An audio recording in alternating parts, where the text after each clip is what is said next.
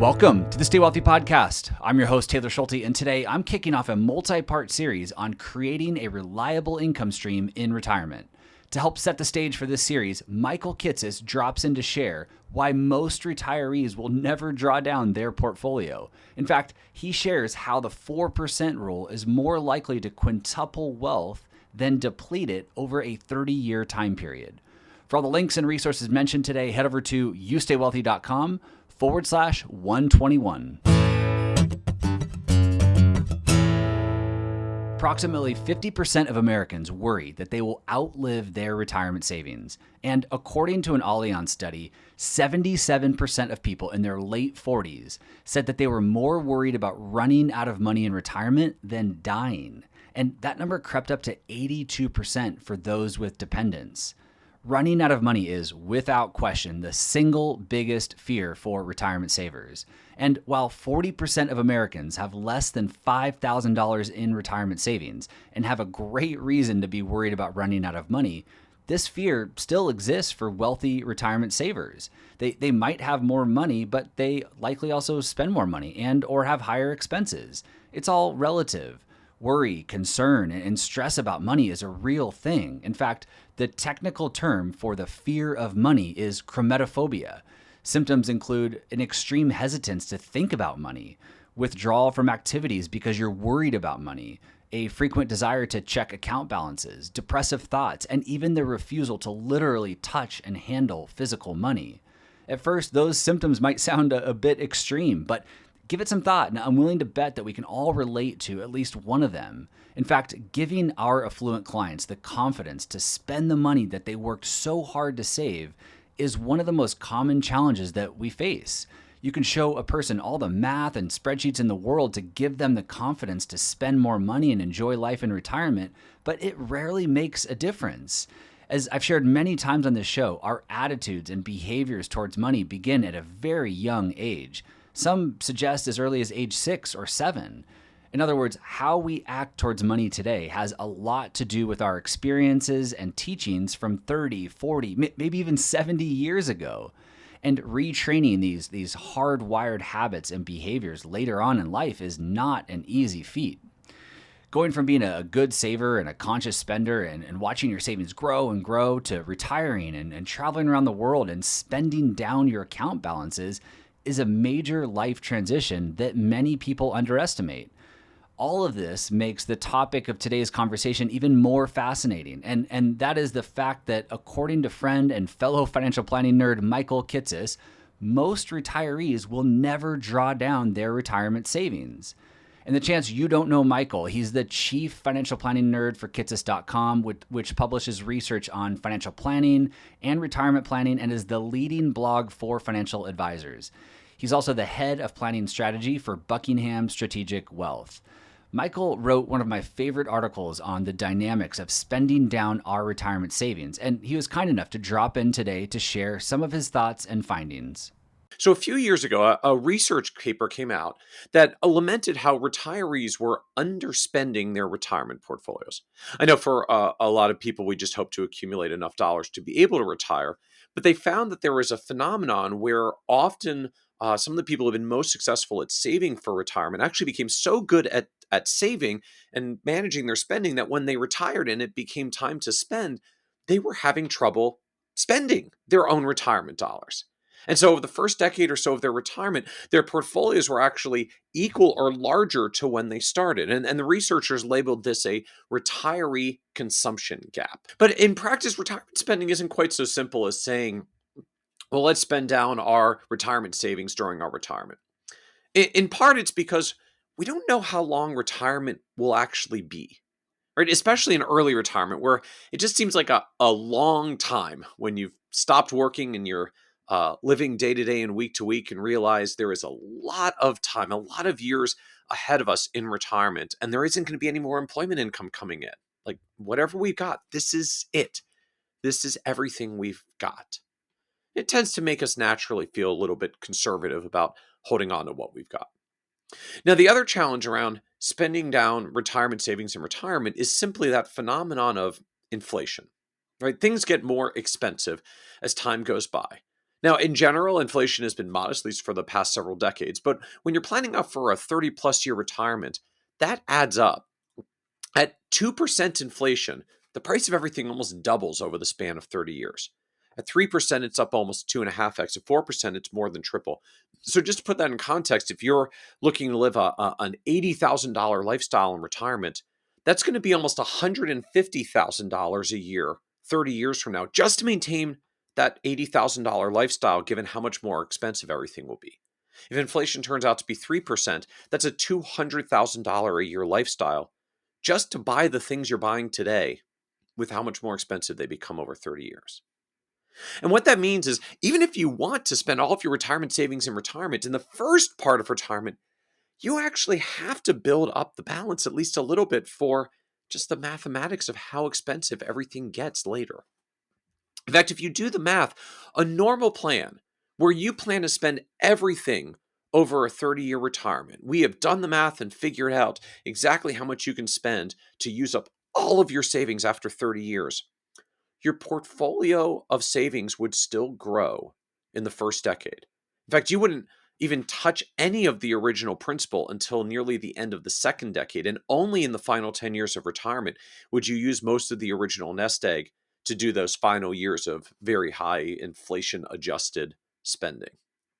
And if you're concerned that returns might be a little bit lower, that inflation might be a little bit higher in today's environment, it would lead you to spend even less early on. Not because we're somehow mentally failing to enjoy our own retirement savings, but simply because that's how it's supposed to work.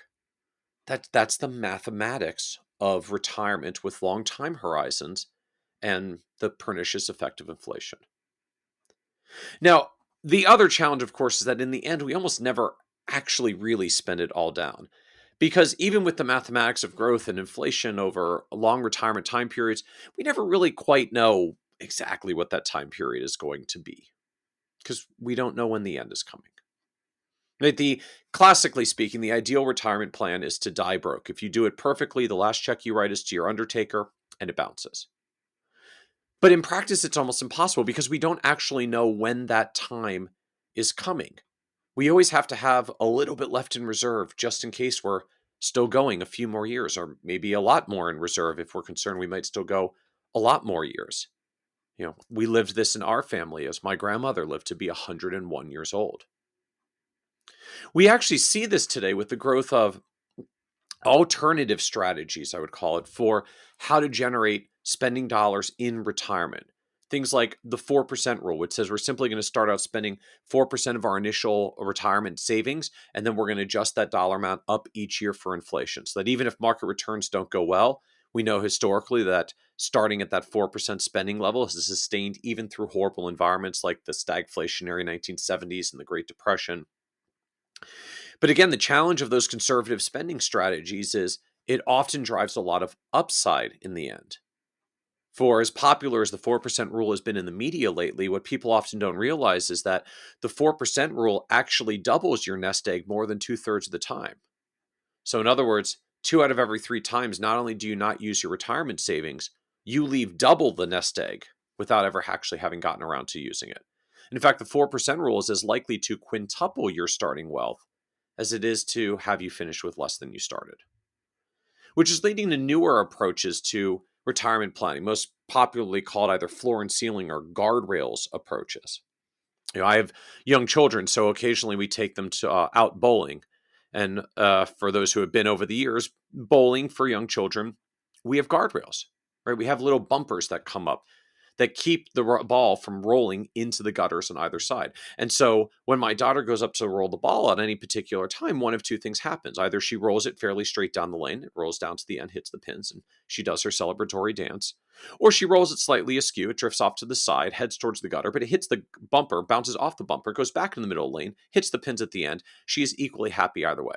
She doesn't really care about whether or not we happen to bump off the bumpers along the way. She just wants to make sure that it's a successful run to the end at every time. And we can do the same thing with retirement portfolios. So rather than arbitrarily saying we're going to spend this much or that much, we try to make it a little bit more dynamic. But say let's keep within the guardrails. Okay, maybe we'll start out spending 5% of our portfolio, but we'll put guardrails on. As long as our spending stays somewhere between 4 and 6 through the first half of retirement, we know we're on track. And so if markets are good, we'll get to lift our spending up. If markets are more challenging, we may have to trim it back a little bit. But rather than blindly saying, well, let's just see what happens and we'll finish with extra along the way, we can actually make adjustments along the way.